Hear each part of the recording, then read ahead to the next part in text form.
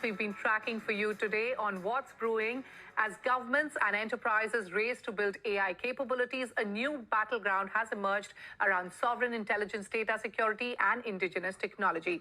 My guest is building AI systems for some of India's most sensitive national security and intelligence operations. Innefu Labs, which develops AI-powered platforms for defense, law enforcement, and intelligence agencies, has raised $30 million in Series B funding from Panthera Growth Partners to accelerate its sovereign AI ambitions and global expansion. Joining me now is Abhishek Sharma, the co-founder and CTO of Innefu Labs. Abhishek, welcome to Startup Street. Now, Innefu's technologies are deployed across defense, intelligence, law enforcement, and revenue intelligence agencies. Now, without getting into sensitive details, Abhishek, can you help us understand the kinds of problems AI is solving today in national security, and how much of this is about automation versus decision-making support? Firstly, thank you, Shruti. Thank you, Anandati, for having me on this show, and thank you for that decorated introduction to us also. Now, coming to the question, so at the simplest level, you have to understand the problem we are trying to solve is that the intel and the security agency framework that we look at today is drowning in data, right? And we are talking about billions of signals which are generated on a monthly basis. We are talking about phone records, signal intelligence, financial data, imagery intelligence, satellite imagery, open source intelligence, and somewhere within this all this noise, the real threat is hidden somewhere, the real pattern is hidden somewhere, and no human team, no matter how many hands or how many brains you put together, can really do it at kind of speed that we really require it. Sure. And that is the gap that AI is trying to fill, right? Okay. So in practice, you can think of it that, it's kind of divided into three layers. First is kind of fusing all this data together, no matter what kind of veracity, variety, or speed it is coming at. The second is more about, surfacing the pattern, the signal, the actual intel out of this, terabytes or petabytes of data. And the third, of course, is that you have to do it at speed of light, right? I mean, you have to do it at a speed which is much faster than the threat that is coming in, right?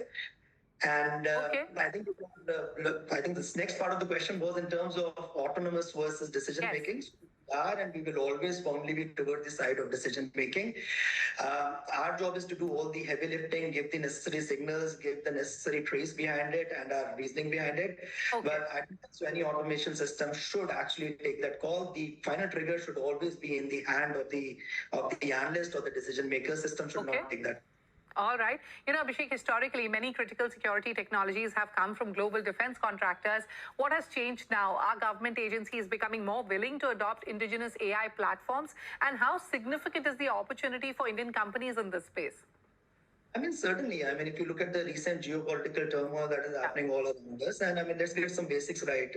See, defense and security agency and intelligence cannot be run on borrowed technology. It cannot be run on rented technology. It has to be on-prem. It has to be sovereign. It has to be completely in your control. If you look at India, I mean, you're talking about 1.5 billion lives. You're talking about guarding borders which are 10,000 kilometers, a coastline which is 15,000 kilometers. You cannot really do it where, somebody else is pulling the threads. And even a single line of code or a bit of byte here or there can basically have catastrophic impediments. So the idea is to basically, and I think this is where India is also moving in. And if you look at historically, fine, we are not making our jets, but we are asking for the source code. And the reasoning behind that is actually to having sovereign control over whatever we do. And all the countries across the world are moving towards, and that's the gap that we are trying to fill here at Innefu by creating sovereign stack and sovereign data, which the agencies can be using. Sure. Let's get to the fundraise. You plan to use part of this capital to advance Agentic AI and build a dedicated physical AI and robotics division. These are two of the hottest themes in AI globally today.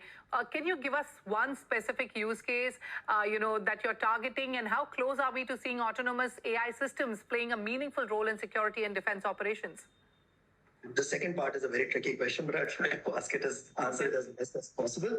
So, I mean, we are kind of edging our bets on two different fronts, but with a common vision. So first, of course, is the Agentic AI piece. Now, the use cases that we are trying to solve is Agentic AI, in a way, I mean, this is where the world is moving. It is to transform the traditional AI, which is kind of just reading your data, talking to you, and converting it into something which can actually execute something for you and give you tools. So in our domain, we are looking at use cases wherein, you're not just conversing conversing with the data. You are actually enabling the AI to do the analytics, to run statistical models, to churn out numbers, to understand satellite imagery. And then based on whatever the users had asked him, think of it like 10 different analysts which are at your disposal with all the data access that they have and all the tools that are available, and give you one single coherent picture, right? So I think agentic AI is the future. It is something which is happening right now. When we talk about physical AI, I mean, I'll be very candid. There's not a lot that we can divulge as far as the physical AI is there. I mean, for certain confidential and obvious reasons. But we are going to be starting at the place where we are the strongest, which is the defense. That is where we're going to start at. And the idea is basically to move forward. So that is the near term. In the long term, we are basically looking at solving more robust use cases, and at some point in time, getting into the concepts of exoskeletons, getting into the concepts of exoskeletons and humanoid robots also as we move forward. All right, Abhishek, very quickly, if you could answer, you've already made initial inroads into the Middle East and are now looking at global markets. National security is an extremely sensitive space. It's mostly dominated by local players and geopolitical considerations. How do you compete internationally, and what gives an Indian AI company a credible edge in this market?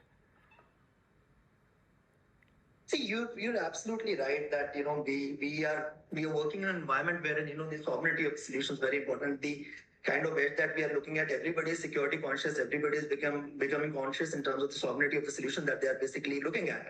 So pretty much every nation has got a similar part of a concern, right? So for us, I think what is important is that, if you look at most of the established players which are currently there, they come with their own geopolitical baggage, right?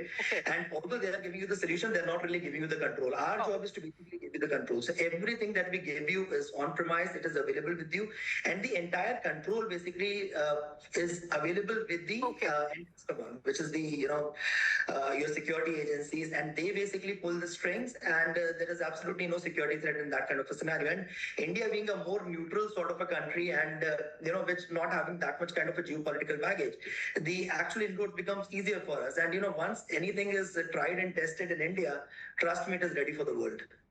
All right, we'll have to wrap up our conversation on this note. And I understand that you're also looking at preparing for an IPO. We wish you the very best. And many thanks, Abhishek, for joining us on Startup Street today. Thank you so much. Thank you to the team. Thank you. It was a pleasure being here. Thank you so much for this time.